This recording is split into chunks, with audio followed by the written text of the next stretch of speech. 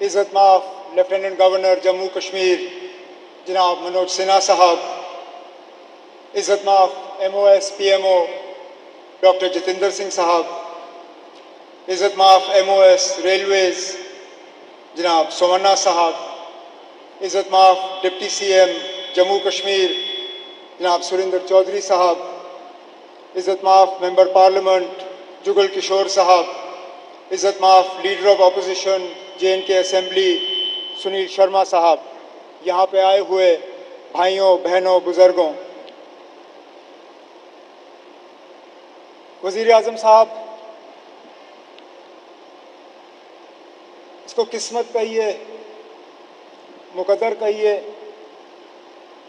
बीच बीच में जब कभी रेल के कोई बड़े प्रोग्राम हुए तो कहीं ना कहीं मेरी खुशकिस्मती रही है कि उनके साथ मुझे जुड़ने का मौका मिला। पहली बार जब अनंतनाग रेल स्टेशन का इनॉग्रेशन हुआ उसमें, जब बानिहाल रेल टनल खुला उसमें, और मेरी शायद पहली हुकूमत का आखिरी प्रोग्राम ठीक इसी जगह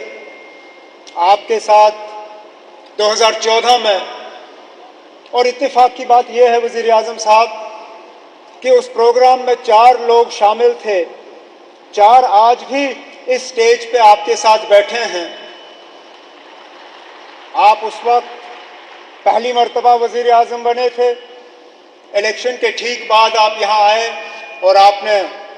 माता की कृपा से यहाँ कटरा रेलवे स्टेशन का इनॉग्रेशन किया। उसके बाद लगातार 3 बार इलेक्शन जीत के आप वज़ीर आज़म इस मुल्क के बने रहे। आपके साथ आपके MOS PMO doctor Jitendra Singh साहब, वो भी उस प्रोग्राम में मौजूद थे। यहाँ तक कि हमारे माननीय लेफ्टिनेंट गवर्नर साहब मनोज सिन्हा साहब उस वक्त MOS रेलवेज़ की जिम्मेदारी संभाले हुए थे जब यहाँ कटरा रेलवे स्टेशन का इनॉग्रेशन हुआ। और ख़ुद मैं वज़ीर आला के तौर पे मनोज सिन्हा साहब की अगर आप देखें तो माता की कृपा से प्रमोशन हुआ, मेरी अगर आप माने तो थोड़ा सा डिमोशन हुआ। मैं रियासत का वज़ीर आला था, अब UT का वज़ीर आला हूँ, लेकिन मान के चल रहा हूँ कि इसको दुरुस्त होने में अब ज़्यादा देर नहीं लगेगा और आप ही के हाथों जो है दोबारा जम्मू कश्मीर को जो है रियासत का दर्जा हासिल होगा। वज़ीर आज़म साहब, इस रेल के ख्वाब बहुत लोगों ने देखे, यहाँ तक कि कश्मीर को बाकी मुल्क के साथ जोड़ने का ख्वाब अंग्रेज़ों ने भी देखा था, लेकिन वो पूरा कर नहीं पाए। उनका ख्वाब था कि उड़ी झेलम के किनारे जो है वो रेल लाके कश्मीर को बाकी मुल्क के साथ जोड़ें, लेकिन आज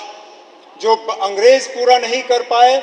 वो आपके हाथों पूरा हुआ और जम्मू कश्मीर, कश्मीर की वादी को बाकी मुल्क के साथ जोड़ दिया गया। इस मौके पे मुझसे बहुत बड़ी भूल होगी अगर मैं पूर्व प्रधानमंत्री जनाब अटल बिहारी वाजपेयी साहब का इस मौके पे शुक्रिया ना करूं, क्योंकि ये प्रोजेक्ट ज़रूर 1983-84 में इसका संगे बुनियाद रखा गया। और मैंने पिछले दिनों मीडिया को हंसते हुए कहा कि जब ये प्रोजेक्ट शुरू हुआ मैं 8वीं क्लास का बच्चा था,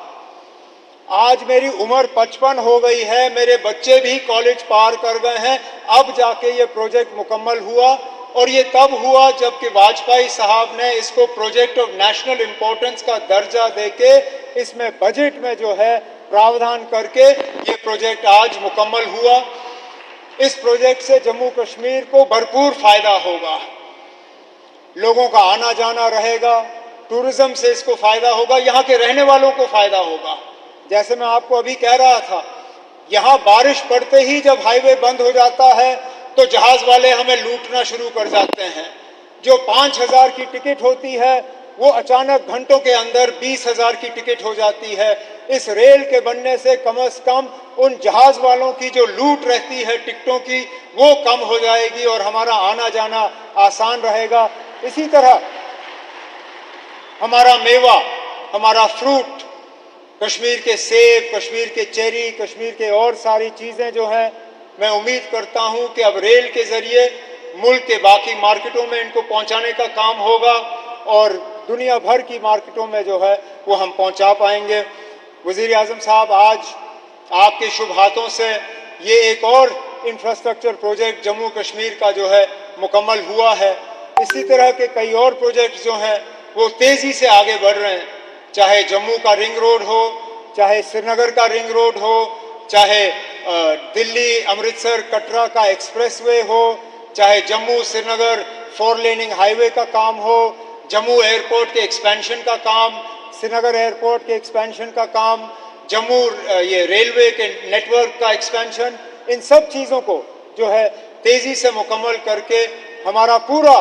इरादा है और हमारी मुकम्मल कोशिश है कि जो विकसित जम्मू कश्मीर, विकसित भारत का जो आपने नारा दिया है, उसको पूरा रंग भर के हम मुकम्मल करके यहाँ के लोगों के हवाले कर लेंगे। लेकिन आज इस मौके पे जम्मू कश्मीर के लोगों की तरफ से वज़ीर आज़म साहब, मैं आपका दिल की गहराइयों से इस मौके पे शुक्रिया और मुबारकबाद करता हूँ। बहुत बहुत शुक्रिया।